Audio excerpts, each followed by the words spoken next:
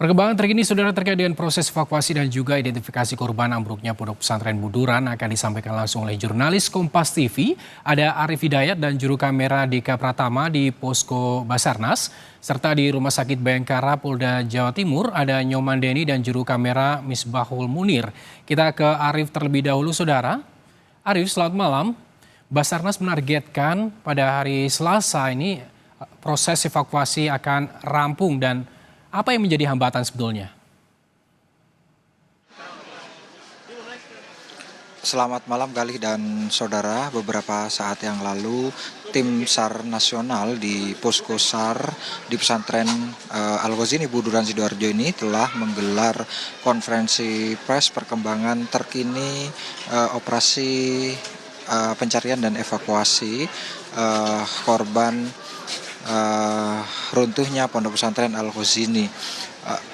Tim telah bekerja maksimal hari ini dan hari ini 75% puing-puing runtuhnya musola pesantren Al-Ghazini ini sudah bisa dibersihkan.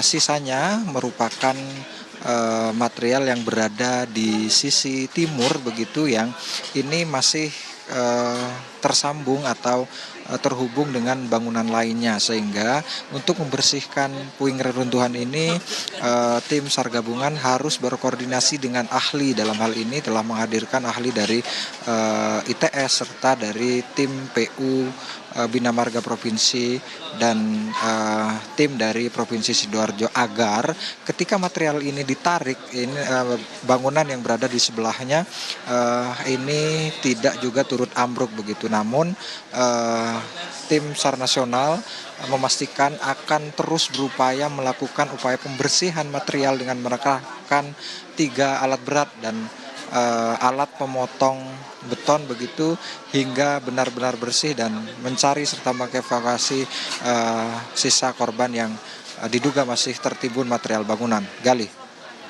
Arif, sekitar 75% puing reruntuhan bangunan ini sudah berhasil dibersihkan. Lalu jika kita ketahui memang keluarga korban ini masih menunggu di posko di lokasi kejadian. Lalu bagaimana dengan respon keluarga yang menunggu di sana, Arif?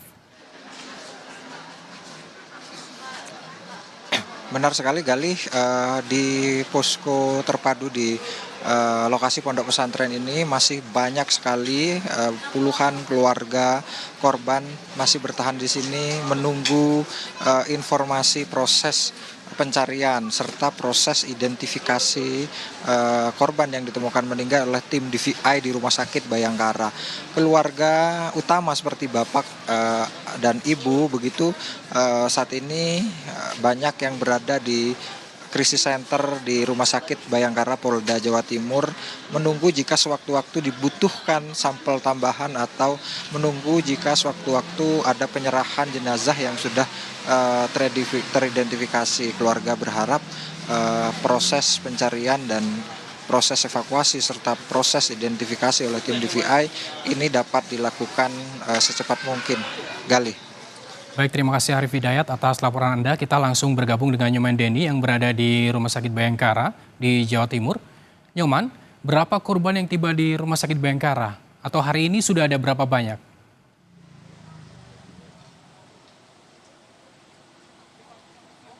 Baik, selamat malam Gali dan juga saudara.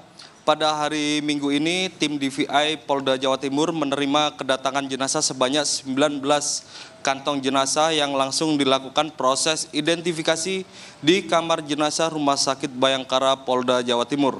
Jadi total jenazah yang telah dibawa ke Rumah Sakit Bayangkara Polda Jawa Timur yakni sebanyak 40 jenazah dan 3 orang jenazah sebelumnya sudah telah diidentifikasi dan telah diserahkan ke pihak keluarga. Sementara baru beberapa menit yang lalu tim dari Dokes Polda Jawa Timur juga menyampaikan bahwa tim DVI Polda Jawa Timur berhasil kembali mengidentifikasi sekitar 2 orang korban yang masih berusia 13 tahun dan juga 16 tahun. Dan kedua korban ini berhasil diidentifikasi melalui pencocokan data antemortem yakni berupa gigi seperti itu. Dan totalnya yang berhasil diidentifikasi di Polda Jawa Timur sejak kemarin hingga sekarang yakni berjumlah 5 orang. Dan sisanya yakni sekitar 35 jasad korban masih dilakukan proses identifikasi oleh tim DVI, termasuk bagian tubuh yang ditemukan oleh tim SAR gabungan di reruntuhan Pondok Pesantren Al-Qosini Buduran, Sidoarjo. Gali. Nyoman Denny, ini proses identifikasi masih berlangsung di Rumah Sakit Bayangkara. Artinya seluruh keluarga korban saat ini berkumpul di Rumah Sakit Bayangkara, Den.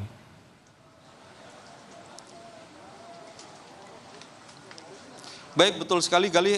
Hingga malam ini pihak keluarga korban dari para santri yang menjadi korban reruntuhan di Pondok Pesantren Al-Qosini Buduran, Sidoarjo, yakni masih sangat banyak di area Rumah Sakit Bayangkara Polda Jatim, dan petugas menyediakan tenda untuk beristirahat para keluarga korban yang menginap di sini untuk menantikan informasi terbaru terkait hasil identifikasi.